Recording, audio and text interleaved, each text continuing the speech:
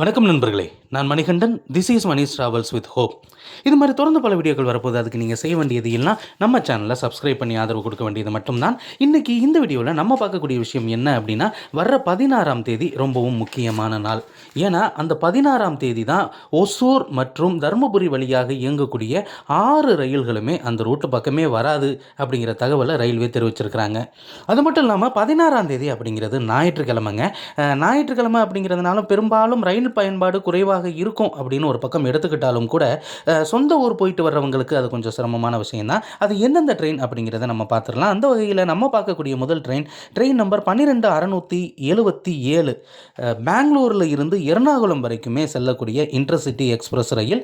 இந்த ரயிலானது வருகிற 16ஆம் தேதி, தேதியை நல்லா குறிச்சுக்குங்க, 16ஆம் தேதி பெங்களூரில் இருந்து புறப்பட்டு ஒசூர் தருமபுரி வழியாக சேலம் வருவதற்கு பதிலாக எஸ்எம்பிடி பெங்களூரு, அங்கே இருந்து பங்காருப்பேட்டு, ஜோலார்பேட்டை, திருப்பத்தூர், சேலம் வரும் அப்படின்னு சொல்லியிருக்காங்க.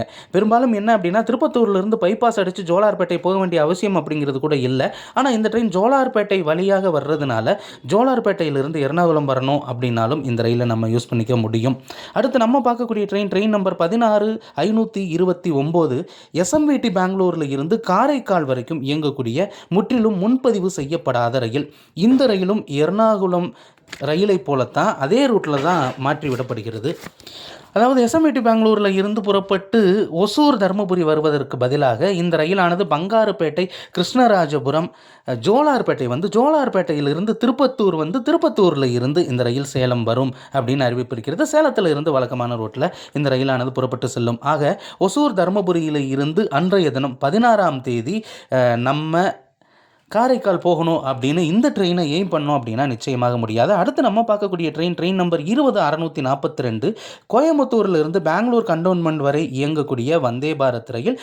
இந்த ரயிலும் ஒசூர் மற்றும் அதை அடுத்து இருக்கக்கூடிய தருமபுரி வழியாக செல்வதற்கு பதிலாக இந்த ரயிலானது கிருஷ்ணராஜபுரம் வழியாக செல்லும். என்ன, இந்த ட்ரெயின் ஜோலார்பேட்டை போகாது, திருப்பத்தூர்லேருந்து பைபாஸ் அடித்து போயிடும். சேலத்துக்கு அப்புறம் நிச்சயமாக இந்த ரயிலானது கிருஷ்ணராஜபுரத்தில் தான் நிற்க போகுது. அடுத்து நம்ம பார்க்கக்கூடிய ட்ரெயின் நம்பர் 20641 அப்படிங்கிற நம்பரில் பெங்களூர் கண்டோன்மெண்ட்டில் இருந்து கோயம்புத்தூர் வரைக்கும் இயங்கக்கூடிய வந்தே பாரத் ரயிலுக்கும் இதே மாற்றத்தை தான் அறிவிச்சிருக்கிறாங்க.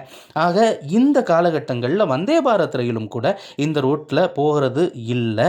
இதுவும் இல்லாமல் இன்னும் ஒரு முக்கியமான ரயிலை நம்ம பார்த்தோம் அப்படின்னா 11014, கோயம்புத்தூரில் இருந்து தினமுமே மும்பையில் இருக்கக்கூடிய லோகமானிய திலக் டெர்மினல்ஸ் வரைக்கும் இயங்கக்கூடிய இந்த ரயிலானது கோயம்புத்தூரில் இருந்து திருப்பூர், ஈரோடு, சேலம் வரைக்கும் வந்துடும். சேலத்தில் இருந்து ஒசூர் தருமபுரி போகிறதுக்கு பதிலாக இந்த ரயிலானது டைரெக்டாக திருப்பத்தூர் போய் திருப்பத்தூரிலிருந்து அப்படியே பைபாஸ் பிடிச்சு கிருஷ்ணராஜபுரம், பங்காருப்பேட்டு வழியாக பெங்களூர் போய் அங்கே இருந்து மும்பை எல்டிடி நோக்கி செல்லும். அதாவது லோகமானிய திலக் டெர்மினல்ஸ் அப்படின்னு சொல்லுவாங்க, அந்த டெர்மினல்ஸ் நோக்கி செல்லும். இறுதியாக நம்ம பார்க்கக்கூடிய ட்ரெயின் நம்பர் 16211 அப்படிங்கிற நம்பரில் யஸ்வந்த்பூரில் இருந்து சேலம் வரைக்குமே இயங்கக்கூடிய பேசஞ்சர் ரயில். இந்த ரயில் அதிகப்படியான மக்களால் பயன்படுத்தக்கூடிய ரயில் அப்படிங்கிறது நமக்கு தெரியும். ஏன்னா மைசூரில் இருந்து புறப்பட்டு ஹசன் வழியாக பெங்களூருக்கு வரக்கூடிய இந்த ரயிலானது ரேக் ஷேரிங் முறையில் மதியானத்துக்கு அப்புறம் 3 மணிக்கு அப்புறம் அங்கே இருந்து புறப்பட்டு நிச்சயமாக ஒசூர் மற்றும் தர்மபுரியில் வேலை செய்யக்கூடிய அனைத்து மக்களின் பயன்பாடோடு சேலத்திற்கு வந்து கொண்டிருக்கிறது. ஆனால் ஞாயிற்றுக்கிழமை அப்படிங்கிறதுனால ஒசூரில் பெரும்பாலும் கம்பெனிகள் அப்படிங்கிறது லீவில் இருக்கும். அதனால் எந்த ஒரு பாதிப்பையும் ஏற்படுத்தாது. ஆனால் சொந்த ஊர் போயிட்டு வரவங்களுக்கு நிச்சயமாக இது பாதிப்பு தான். ஒசூர் தருமபுரி வழியாக வராமல் இந்த ரயிலானது ஜோலார்பேட்டை, திருப்பத்தூர் வழியாக இயக்கப்படும் அப்படின்னு அறிவிப்பு அப்படிங்கிறது இருக்கிறது. அதனால் இந்த 6 ரயில்களுமே நிச்சயமாக இந்த 6 ரயில்கள் தான் ஓடுது. இதை தவிர்த்து வேறு ஏதாவது ரயில் ஓடுதா அப்படிங்கிறது நமக்கு பகல் நேரங்களில் தெரியல. ஆனால் இரவு நேரங்களில் போய்கிட்டு இருக்கு. பகல் நேரங்களில் இயங்கக்கூடிய இந்த 6 ரயில்களுமே வருகிற 16ஆம் தேதி ஒரு நாள் மட்டும் ஒசூர் தர்மபுரி வழியாக இயங்காது. ஜோலார்பேட்டை, திருப்பத்தூர் வழியாக பெங்களூருக்கு செல்லும் அல்லது பெங்களூரில் இருந்து வரும் அப்படிங்கிற தகவல் ரொம்பவும் முக்கியமான தகவலாக பார்க்கப்படுகிறது. இந்த வீடியோவில் நான் கொடுத்த தகவல்கள் உங்களுக்கு போதுமானதாகவும் அதே நேரத்தில் பயனுள்ளதாகவும் இருந்திருக்கும் அப்படிங்கிற நம்பிக்கை எனக்கு இருக்கிறது.